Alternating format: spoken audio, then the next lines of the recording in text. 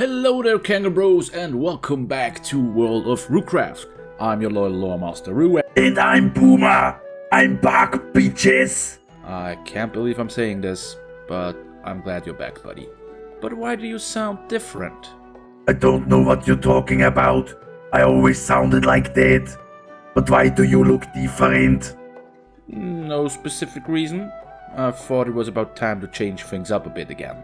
You're not trying to change your appearance so Blizzard can't find you, do you? Shh! Don't say that name. I think you are a little paranoid. No, I'm not. You are paranoid. Why don't you tell the audience what we're talking about today? We are talking about the Southern Barrens. That's right. Last time we spoke about the Northern Barrens, and today we talk about its counterpart. Oh, that's right. We already reviewed all the faction-specific zones on Kalimdor. Great job, guys. Give yourself a pat on the back. But before we head there, I need to show you something, Boomer. Is it my wedding gift? Again, dude, no. I won't build that thing for you. No, come on. What is that? Isn't she beautiful? I call her Little Sylvanas. That's really creepy. And why did you get an airship? Well, with this baby here, we can travel comfortably and report live from location. Wait, is that Lonk? Yes, he wanted to be the captain of the ship. So, come on, let's board it. I should tell Cheeky first. Ah, she will be fine. I left a note on the fridge.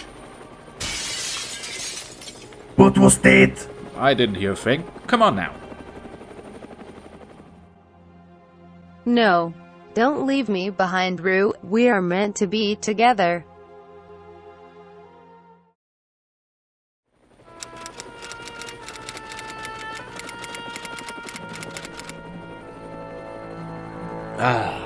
Welcome to the Southern Barrens. I would go on to tell you about the backstory of this zone, but I already did that in the last video. It's exactly the same as the Northern Barren ones, since they were one big area up until the Cataclysm. Before the Great Divide separated them, right? Yeah, you knew that? No, I just looked it up on the internet. I fooled you. Of course you did. Today we are joined by our Horde friend Braxigor and our Alliance buddy Lara. So Lunk, bring the baby down. We have a review to do. So let's start this review with the Horde.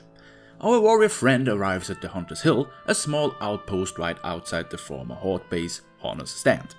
That's right, I said former, since the Alliance managed to capture the base right before the Cataclysm. We get to warm ourselves up by mission impossibling down there to take out the Alliance soldiers and free some of our captured comrades.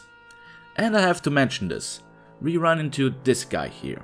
He got his eyes ripped out by the Alliance Captain Peak. So he wants us to revenge him by killing the captain and rip his eyeballs out. Is it just me, or is it kinda morbid that they named the guy who likes to rip out eyeballs Peak? Like, peeking. Okay, it's just me. That's pretty much all the important stuff about the Hunter's Hill, so let's see what else is here to do. Our next stop is this jungle, also known as the Overgrowth. This place is interesting. You may remember our druid friend Nervalex from the Wailing Caverns. This jungle grew thanks to him. But first we start out at the camp Unafe.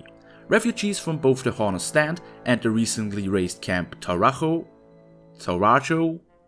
this place, are hiding out here. Of course, they got some quests for us. A group of dastardly Quillboars captured refugees, and those refugees need a hero like us to free them. While we are there, we also take care of the Quillboars champion, Sabersnout. He's not really tough. On to more interesting things. While we fight our way through the Overgrowth, we come across these hentai monsters harassing the refugees. Hey, Roo. The next words coming out of your mouth better be great joke, or I'll turn you into a heap of scrap metal. Great joke, man. Good. It turns out that something is mutating the flora and fauna in the jungle. To find out what's behind this, we check in with our old friends Nervalex and Muyo. They need us to conduct some research. And with research, I mean kill stuff, of course. That's the kind of research I like. Our first attempts of healing the wildlife go not so good. We eventually figure out that the mutation of the area is due to a rift leading to the Emerald Nightmare. That's something I can deal with. With Nowalex's help, we head to the Nightmare Scar and close it for good. What else is there to do? Why don't we check out the Vendetta Point, close to the now destroyed Camp Tarajo? The name of this place says it all. We get to enact some good old vengeance on the Alliance for destroying the camp. There is just one thing that disappoints me a bit here. See, the Alliance is attacking the Great Gate leading to Mulgore, and we have to destroy their siege weapons. The quest giver tells us that we have to use these neat goblin sticky bombs to destroy the weapons. But does that look like an explosion to you? No, that's just a fart. But I can overlook this, since we get to kill the guy responsible for the raid on Tarajo, a dude named Hawthorne. And did I mention the awesome ghosts hanging out in the camp? Are you tired of the whole Alliance vs Horde stuff yet? Yes. No? Good, since it isn't going anywhere. Our next stop is the Desolation Hold at the Bellscar. This is the main battlefield between the warring factions. But don't worry, I will try to lighten up the situation a bit. You can do such fun stuff here as watching one orc throw another orc out of a window, or help the Forsaken Calder Grey to build an abomination. That's more fun as you may think. You have to saw Alliance soldiers in half for body parts, carve out the heart of a Kodo, and collect the brain of an Alliance officer. Put all that stuff together, and you got yourself an abomination. It's alive, ooh! It's alive! Yeah, isn't the little guy cute? And that actually brings us to the end of the Horde storyline. There's one more thing I want to talk about though. The Baldun Keep. This Alliance base is just waiting for us to be infiltrated. But it would be pretty boring if we just had to kill some dwarves, right? Well, to make up for the lack of boom earlier, let's blow this place up. Now I feel really good. Let's take a little break before we continue. I have to change my pants.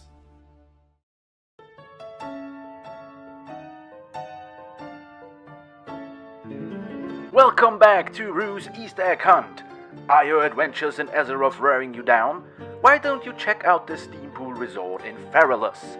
You can dip into the calming warm waters, enjoy the specialties cooked up by Master Chef Gordon Tramsey, or simply enjoy the view. Nice.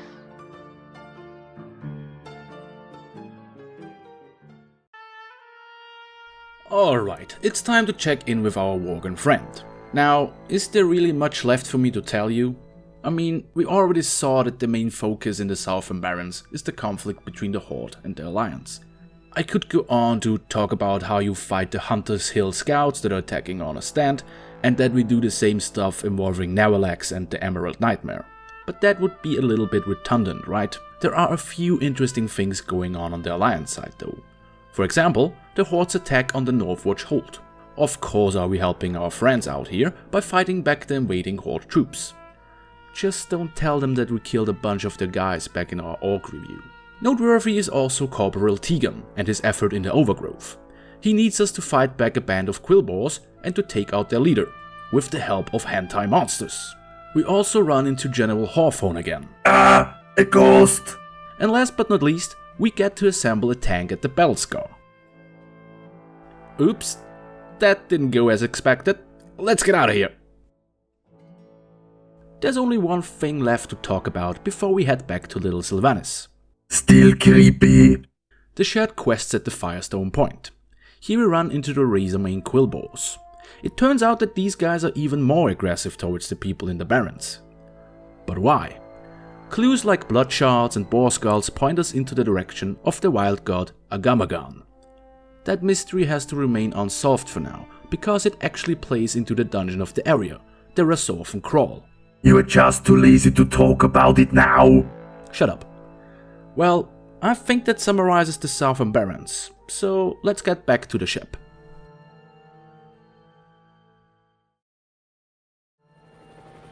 I have to say, that was a really nice experience. I haven't been too involved into the Barrens back in the vanilla days, but from what I remember, I can tell you that I really like it now. It's a fun and small area that doesn't take up too much of your time. Alright, so that's another zone down. We should keep moving to the next zone. Captain Lunk, set course to the Ashen Whale.